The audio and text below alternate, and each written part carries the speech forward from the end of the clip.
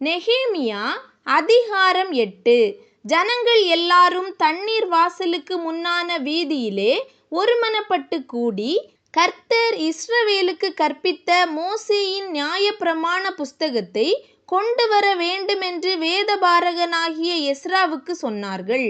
அப்படியே 7ஆம் மாதம் 1 தேதியில் ஆசாரியனாகிய எஸ்ரா நியாயப்பிரமாணத்தை புருஷரும் ஸ்திரீகளும் கேட்டு அறியத்தக்க அனைவருமாகிய சபைக்கு முன்பாக கொண்டு வந்து, தண்ணீர் வாசலுக்கு முன்னான வீதிக்கு எதிரே இருந்து காலமே தொடங்கி மத்தியானம் மட்டும் புருஷருக்கும் ஸ்திரீகளுக்கும் கேட்டு அறியத்தக்க மற்றவர்களுக்கும் முன்பாக அதை வாசித்தான். சகல ஜனங்களும் நியாயப்பிரமாண புஸ்தகத்திற்கு கவனமாய் செவி கொடுத்தார்கள். வேத பாரகனாகிய எஸ்ரா அதற்கென்று மரத்தால் செய்யப்பட்ட ஒரு பிரசங்க பீடத்தின் மேல் நின்றான். அவன் அண்டையில் அவனுக்கு வலது பக்கமாக மத்தித்தியாவும் செமாயாவும் அனாயாவும் உரியாவும் இல்க்கியாவும் மாசேயாவும், அவனுக்கு இடது பக்கமாக பெதாயாவும் மீசவேலும் மல்கியாவும் அசூமும் அஸ்பதானாவும் சகரியாவும் மெசுல்லாமும் நின்றார்கள். எஸ்ரா சகல ஜனங்களுக்கும் உயர நின்று சகல ஜனங்களும் காண புஸ்தகத்தை திறந்தான். அவன் அதை திறந்தபோது ஜனங்கள் எல்லாரும் எழுந்து நின்றார்கள். அப்பொழுது எஸ்ரா மகத்துவமுள்ள தேவனாகிய கர்த்தரை ஸ்தோத்திரித்தான். ஜனங்கள் எல்லாரும் தங்கள் கைகளை குவித்து அதற்கு மறுமொழியாக ஆமேன் ஆமேன் என்று சொல்லி குனிந்து முகங்குப்புற விழுந்து கர்த்தரை பணிந்து கொண்டார்கள். யெஷுவா, பானி, செரேபியா, யாமின், அக்கூப், சபேதாயி, ஒதியா, மாசேயா, கேலிதா, அசரியா, யோசபாத், ஆனான், பெலாயா என்பவர்களும் லேவியரும் நியாயப்பிரமாணத்தை ஜனங்களுக்கு விளங்க பண்ணினார்கள். ஜனங்கள் தங்கள் நிலையிலே நின்றார்கள். அவர்கள் தேவனுடைய நியாயப்பிரமாண புஸ்தகத்தை தீர்க்கமாக வாசித்து அர்த்தஞ்சொல்லி வாசித்ததை அவர்களுக்கு விளங்க பண்ணினார்கள்.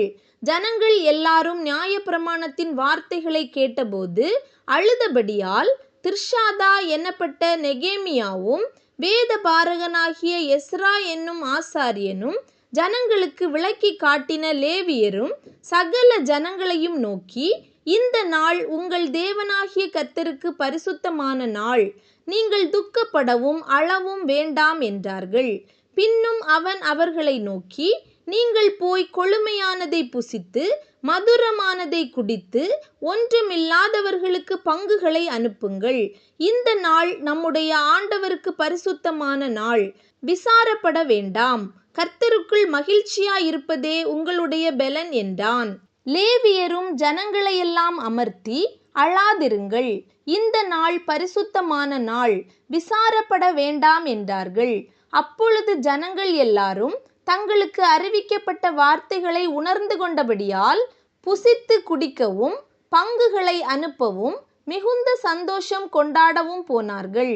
மறுநாளில் ஜனத்தின் சகல வம்ச தலைவரும் ஆசாரியரும் லேவியரும் நியாய பிரமாணத்தின் வார்த்தைகளை அறிந்து கொள்ள வேண்டும் என்று வேதபாரகனாகிய எஸ்ராவினிடத்தில் கூடி வந்தார்கள். அப்பொழுது நியாய பிரமாணத்திலே இஸ்ரவேல் புத்திரர் 7ஆம் மாதத்தின் பண்டிகையிலே கூடாரங்களில் குடியிருக்க வேண்டும் என்று கர்த்தர் மோசேயை கொண்டு கற்பித்த காரியம் எழுதியிருக்கிறதை கண்டார்கள். ஆகையால் எழுதியிருக்கிறபடி கூடாரங்களை போடும்படிக்கு நீங்கள் மலைகளுக்கு புறப்பட்டு போய் ஒலிவ கிளைகளையும் காட்டு ஒலிவ கிளைகளையும் மிருது செடிகளின் கிளைகளையும் பேரீச்ச மட்டைகளையும் அடர்ந்த மர கிளைகளையும் கொண்டு வாருங்கள் என்று தங்களுடைய சகல பட்டணங்களிலும் எருசலேமிலும் கூறி பிரசித்தப்படுத்தினார்கள். அப்படியே ஜனங்கள் வெளியே போய் அவைகளை கொண்டு வந்து அவரவர் தங்கள் வீடுகள் மேலும் தங்கள் முற்றங்களிலும் தேவனுடைய ஆலய பிரகாரங்களிலும் தண்ணீர் வாசல் வீதியிலும் எப்பிராயீம் வாசல் வீதியிலும் தங்களுக்கு கூடாரங்களை போட்டார்கள்.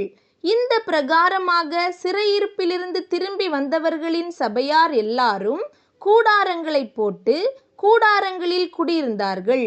இப்படியே நூனின் குமாரனாகிய யோசுவாவின் நாட்கள் முதல் அந்நாள் மட்டும் இஸ்ரவேல் புத்திரர் செய்யாதிருந்து இப்பொழுது செய்தபடியால் மிகுந்த சந்தோஷம் உண்டாயிருந்தது. முதலாம் நாள் தொடங்கி கடைசி நாள் மட்டும் தினம் தினம் தேவனுடைய நியாயப்பிரமாண புஸ்தகம் வாசிக்கப்பட்டது. 7 நாள் பண்டிகையை ஆசரித்தார்கள். 8ஆம் நாளோவெனில் முறைமையின்படியே விசேஷித்த ஆசரிப்பு நாளாயிருந்தது.